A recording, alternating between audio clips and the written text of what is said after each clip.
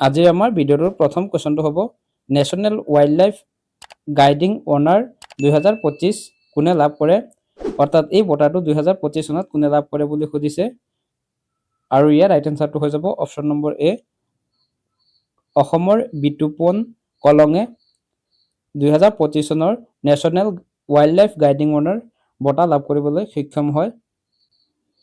Important points, এই বঁটাৰ প্ৰকৃত নামটো হ'ল Billy Arjun Singh award. Billy Arjun Singh award এই বঁটাটোৰ প্ৰকৃত নাম।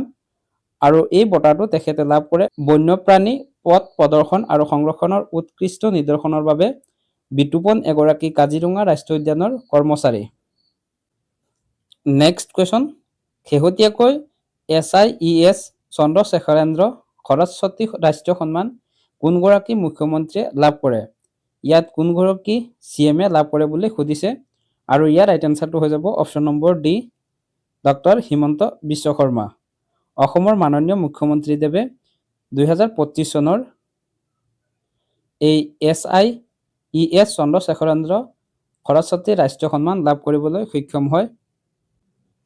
ইম্পৰ্টেণ্ট পইণ্টছ, 28 সংখ্যক অৰ্থাৎ 2025 চনৰ SIES চন্দ্ৰশেখৰেন্দ্ৰ সৰস্বতী ৰাষ্ট্ৰীয় সন্মান অসমৰ মুখ্যমন্ত্ৰীদেৱে লাভ কৰে।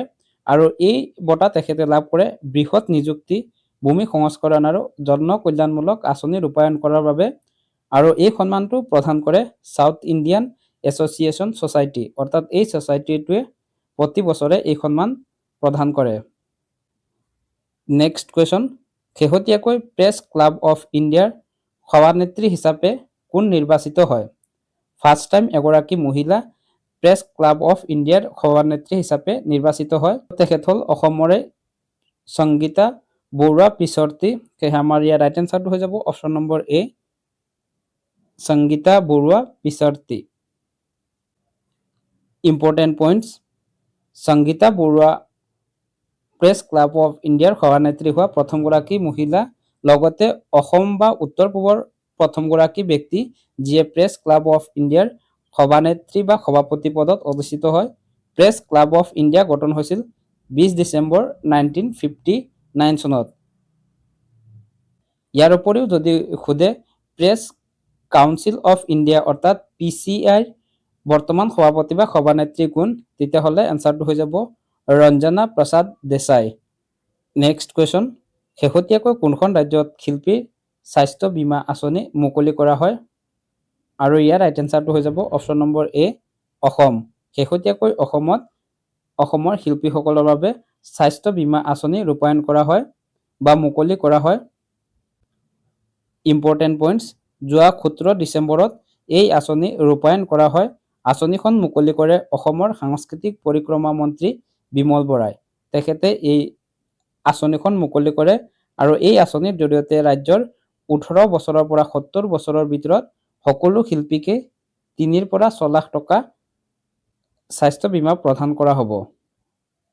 নেক্সট কুৱেশ্যন, 98 সংখ্যক একাডেমী বঁটাৰ বাবে শ্ৰেষ্ঠ আন্তঃৰাষ্ট্ৰীয় ফিচাৰ ফিল্ম শাখাত শ্বৰ্ট লিষ্টেড হোৱা ভাৰতীয় ছবিখনৰ নাম কি? ইয়াত ভাৰতৰ পৰা যোনখন ফিল্ম শ্বৰ্ট লিষ্টেড হৈছে সেইখনৰ নাম সুধিছে।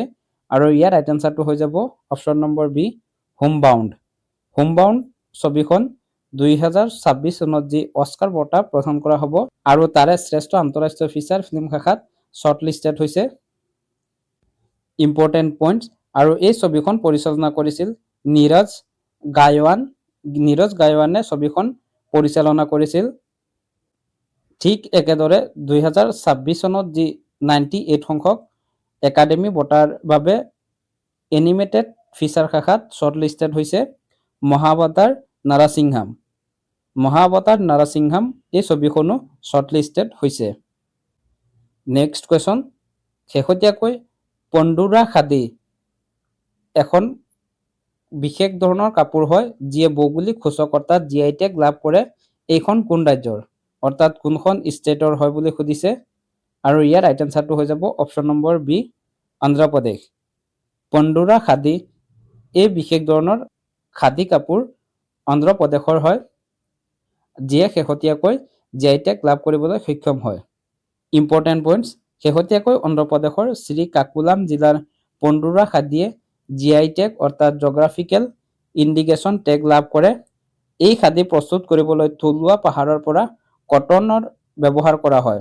অৰ্থাৎ সেই স্থানৰ যি পাহাৰীয়া অঞ্চল আছে তাৰ পৰা কটন ব্যৱহাৰ কৰি এই খাদী কাপোৰযোৰ প্ৰস্তুত কৰা হয়।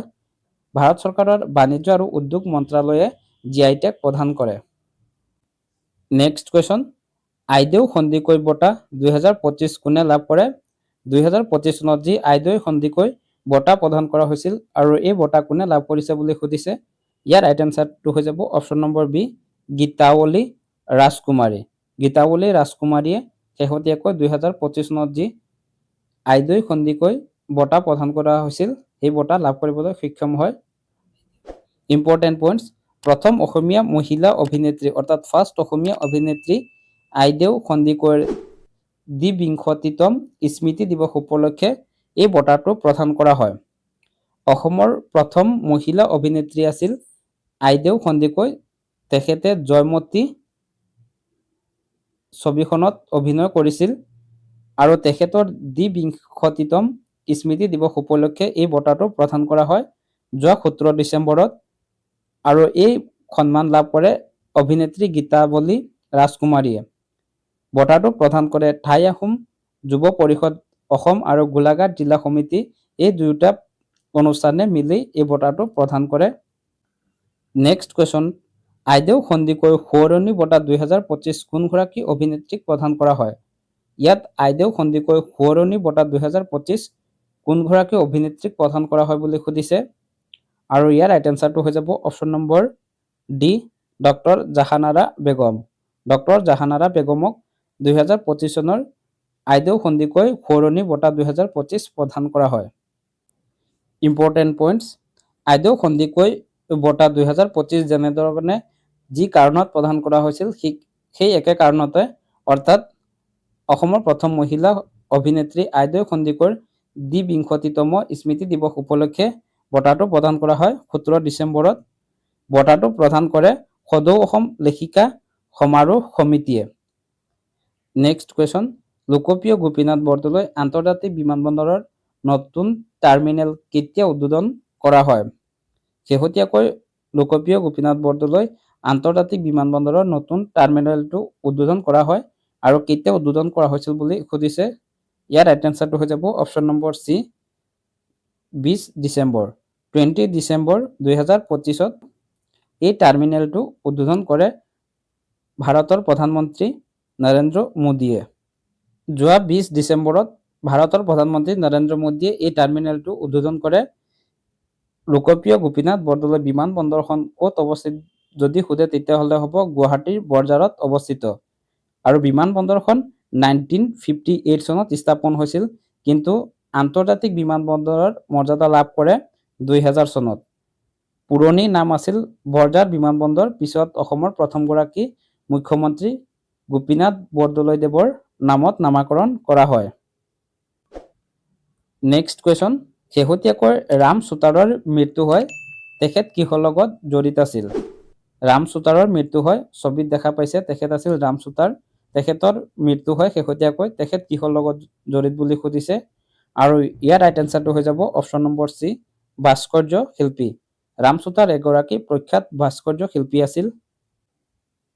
ইম্পৰ্টেণ্ট পইণ্টছ, 2024 চনত ৰাম সুতাৰে পদ্মভূষণ বঁটা লাভ কৰিবলৈ সক্ষম হয় আৰু আমাৰ গুৱাহাটীত যি লাচিত ঘাটত লাচিত বৰফুকনৰ প্ৰতিমূৰ্তি আছে, এই প্ৰতিমূৰ্তিটো তেখেতে নিৰ্মাণ কৰিছিল।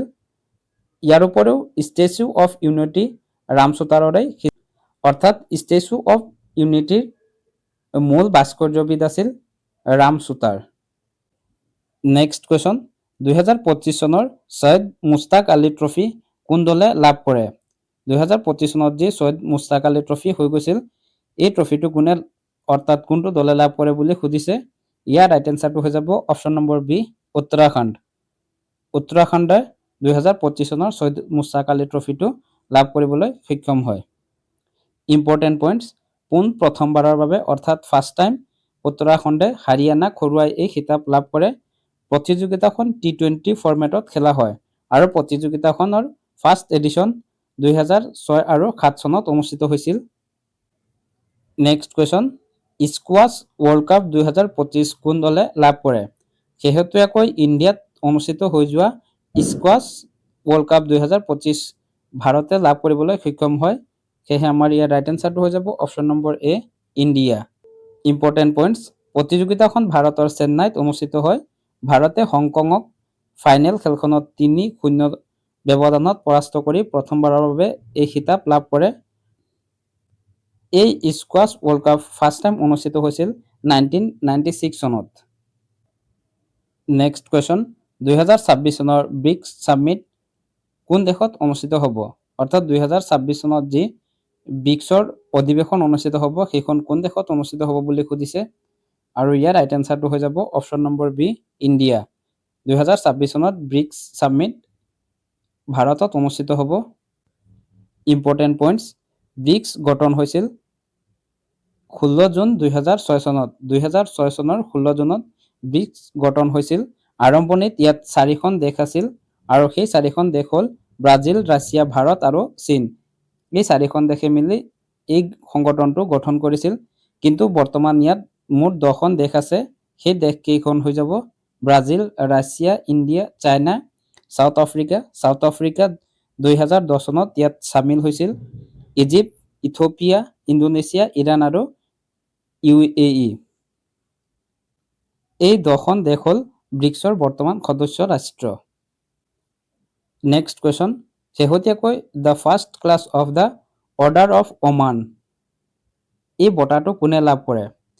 এই বঁটাটো হ'ল ওমানৰ সৰ্বোচ্চ অসামৰিক বঁটা আৰু এইটো শেহতীয়াকৈ 2025 চনত কোনে লাভ কৰে বুলি বা কাক প্ৰদান কৰা হয় বুলি সুধিছে।